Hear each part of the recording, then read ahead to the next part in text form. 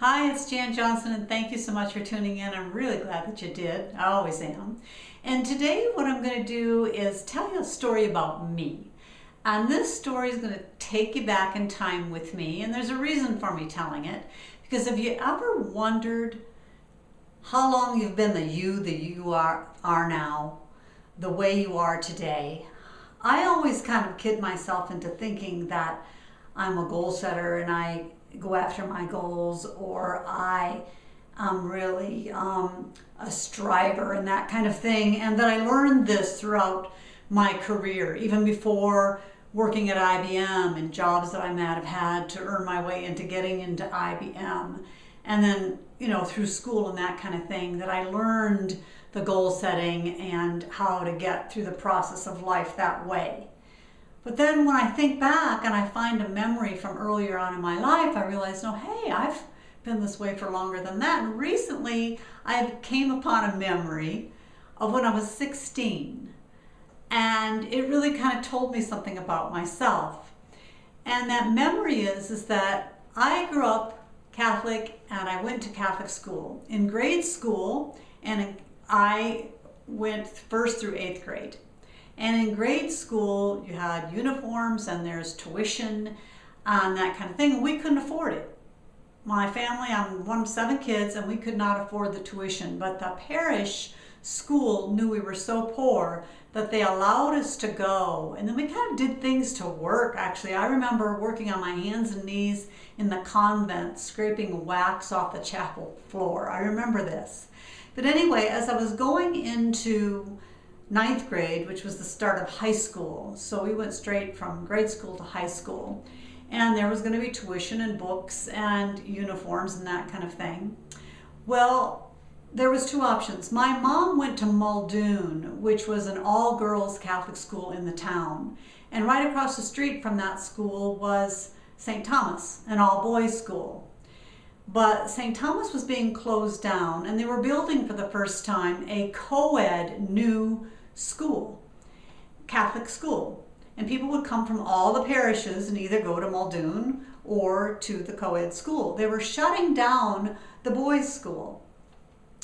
And I wanted to go to the new co-ed school.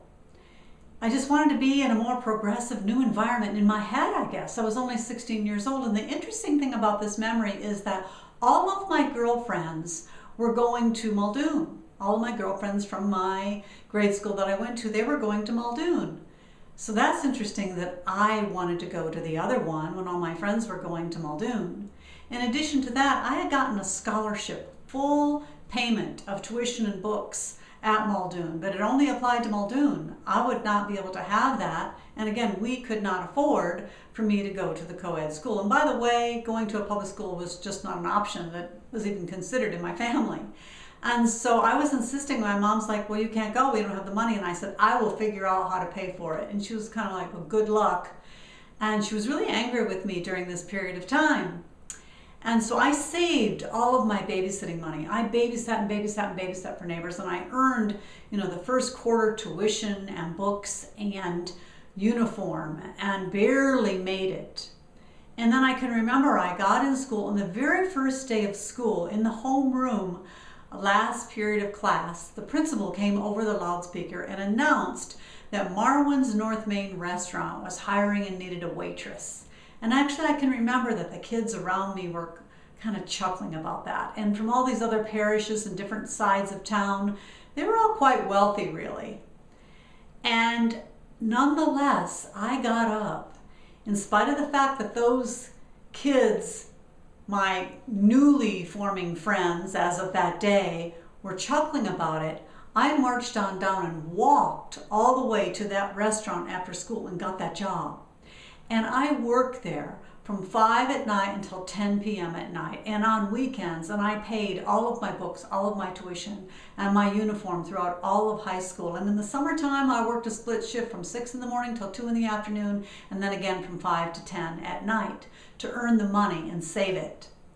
And since that time, I have never, ever received a dime from my parents. They didn't have it anyway, or any family member. I've always paid my own way. I kind of prided myself on that. Now, I tell you this story to encourage you to go back and think about you and understand where the crux or the core of you is.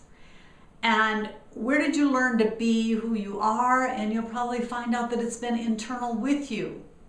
And so you want to search for that, because there's where your story is.